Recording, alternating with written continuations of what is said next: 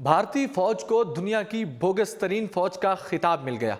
امریکی اخبار نے پاکستان کے ہاتھوں شکست کھانے والی بھارتی فوج کی اصل حقیقت بیان کر کے رکھ دی۔ دنیا کی دوسری بڑی فوج کا دعویٰ رکھنے والے بھارت کو اپنے سے دگنا کم تعداد رکھنے والے پاکستان کی فوج نے تگنی کا ناچ نچوا دیا۔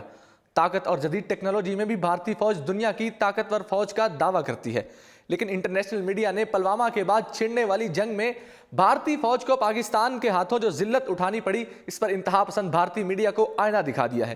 جنگی جنون میں مبتلا بھارت اس وقت خطے کے امن کو تباہ کرنے کے در پہ ہے، اور بھارتی میڈیا ہے کہ اپنی بزدل فوج اور حکومت کو بڑھا چڑھا کر پیش کیا جا رہا ہے۔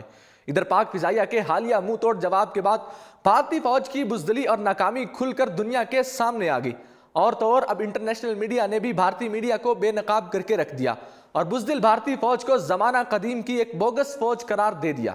جی ہاں ناظرین، نیو یارک ٹائمز نے بھارتی فوج کو زمانہ قدیم کی ایک بوگس فوج قرار دے دیا ہے۔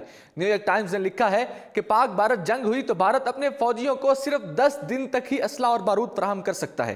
فوج کے لیے مختص بجٹ کا بڑا حصہ 12 لاکھ فوجیوں کی تنخواہ اور پینشن کی مد میں چلا جاتا ہے۔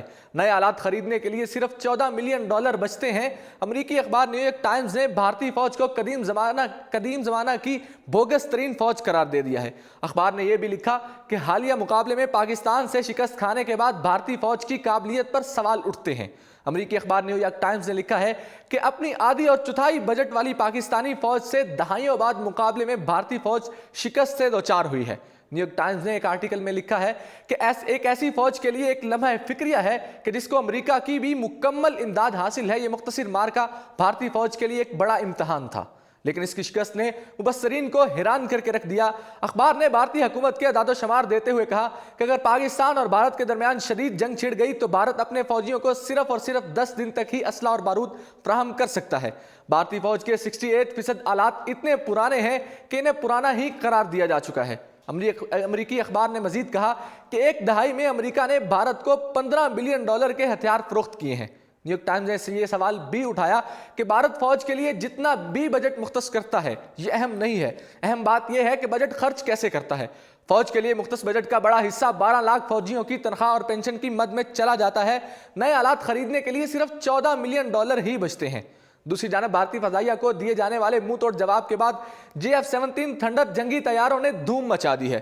بھارتی فضائیہ کے MiG-21 کو گرانے والے پاکستانی طیارے کی خریداری کے لیے کئی ممالک نے دلچسپی کا اظہار بھی کر دیا۔ اس حوالے سے بتایا گیا ہے کہ 10 ممالک کی ایئر کرافٹ انڈسٹری پاکستان اور چین کی جانب سے مشترکہ طور پر تیار کیے جانے والے کم قیمت اور جدید JF-17 تھنڈر جنگی طیارے کو خریدنے کے لیے گہری دلچسپی رکھتی ہے۔ ناظرین، آپ کو یہ بھی بتاتے چلیں کہ بھارتی پائلٹ کی رہائی کے بعد بھارتی افواج کو اپنی ہی عوام کے ہاتھوں بھی ذلت اٹھانی پڑ رہی ہے۔ بھارتی عوام فوجیوں کو دیکھتے ہی ان کے خلاف نعرے لگانے شروع کر دیتی ہے۔ بھارتی میڈیا کے مطابق بھارتی جتنا پلوامہ سے لے کر ہوائی حملے تک جھوٹے دعوے کرنے والی بھارتی فوج پر سخت تنقید کر رہی ہے۔ ذرائع کی جانب سے بتایا گیا کہ ان ممالک کی جانب سے JF-17 تھنڈر جنگی طیاروں کی خریداری کے لیے پاکستان سے فوری رابطہ کیا گیا۔